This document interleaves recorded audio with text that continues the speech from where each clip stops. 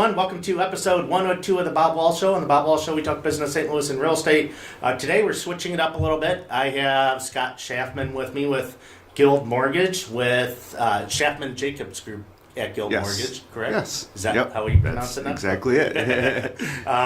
Switching it up today, we're going to have a Q&A episode, question and answers episode. We just have a few questions, but this is kind of a new thing for us. So we'll start off with just a couple questions, and hopefully you guys ask more as this concept grows, and we want to be your resource. So definitely let us know if you have any real estate or mortgage questions. But so on Facebook, I put out a post asking what mortgage and real estate related questions you have, and the first one comes from William Wahl. That is my uncle, full disclosure. So he asked, does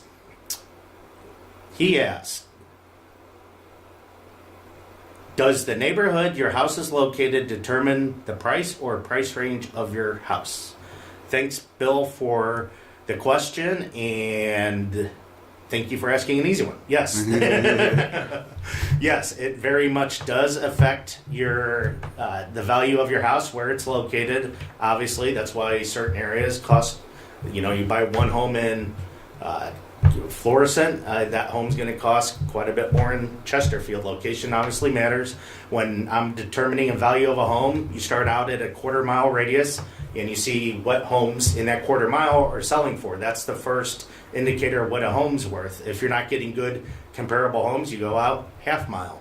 What are those homes worth? If you're still not getting good ones, you go out a mile, then 2 miles. So yes, the higher the higher the homes are in price within a quarter mile to a 2 mile radius, to 5 mile radius, to 10 mile, like 10 mile radius, you get it. The higher the price homes are in those areas, the more it's going to help your home value. So, Scott, anything you'd like to add? Yeah, I mean, that I've never heard somebody explain it like that, because I'm always on the mortgage side, so I'm always looking at from a lending standpoint, and it's interesting because that's how appraisals are really determined too. Yeah. So the way that you're calculating or determining the value of the house is very similar to the way an appraiser determines the value. They look at within half a mile up to a mile in proximity of the subject property, comparable to the other homes that have sold, similar in size, similar square footage, similar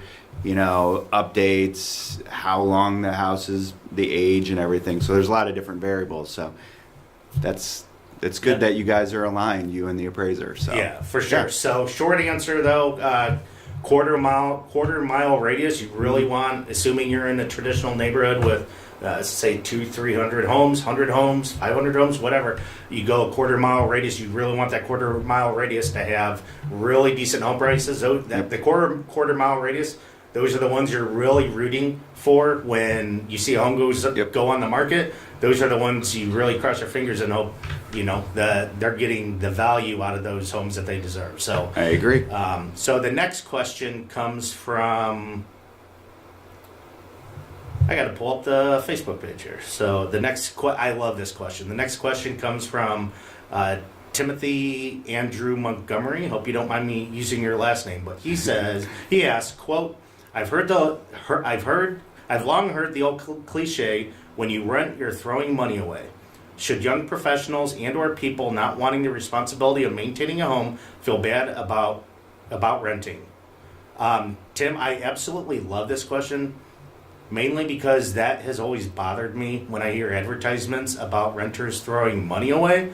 That's just making renters feel bad, and really there's not a reason for it. It may not make sense for people to purchase all the time. Right, I agree. So my answer is no. No, you should not feel bad if you're renting. Now, if you want to ask, that's a blanket answer. Now everything's on a case by case basis. Mm-hmm. Let's say you have $200,000 in the bank.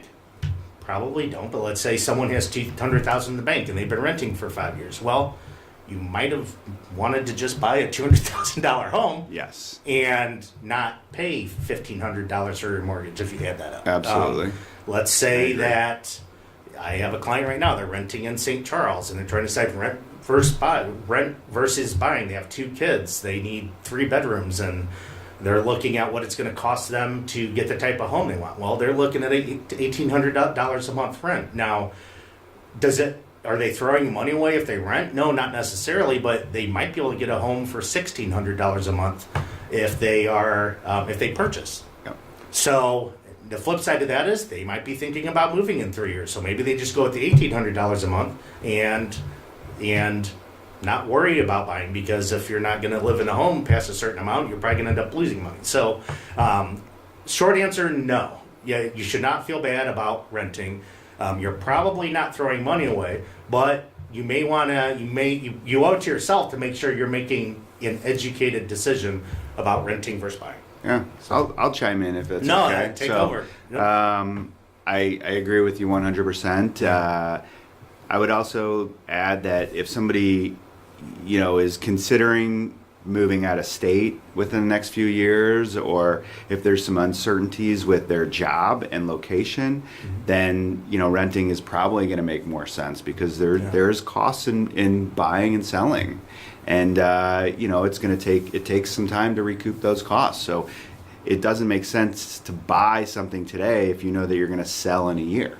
No, right? For sure. In there's many variables. Market conditions. I mean, there's 5 years ago, if you'd asked me, should I rent versus buy? Well, the market's starting to come back. You'll probably gain 40 grand in equity over the next 5 years. Now we've kind of had a good run, and we're kind of leveling off. We're not. There's no major dips or anything going on, but market conditions, personal situations, all these things are taken into consideration when deciding what's best for you. But should you feel bad about renting? No. You should feel bad if you're not doing what's best for you. Right. So. No, I agree. And then also, if you have some credit card debt, or if there's things that you need to resolve, maybe improve your credit score so you qualify for a better loan program.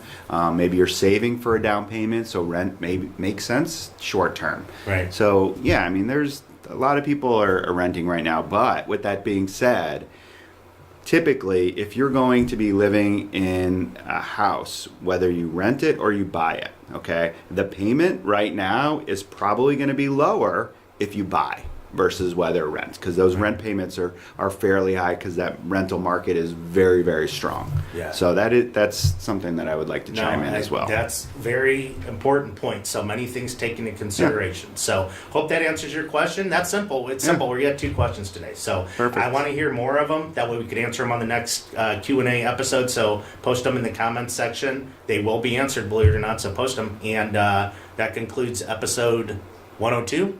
Yes, 102. 102 of the Bob Wahl Show. Thank you so much for joining us, and goodbye for now. All right. Have a great day.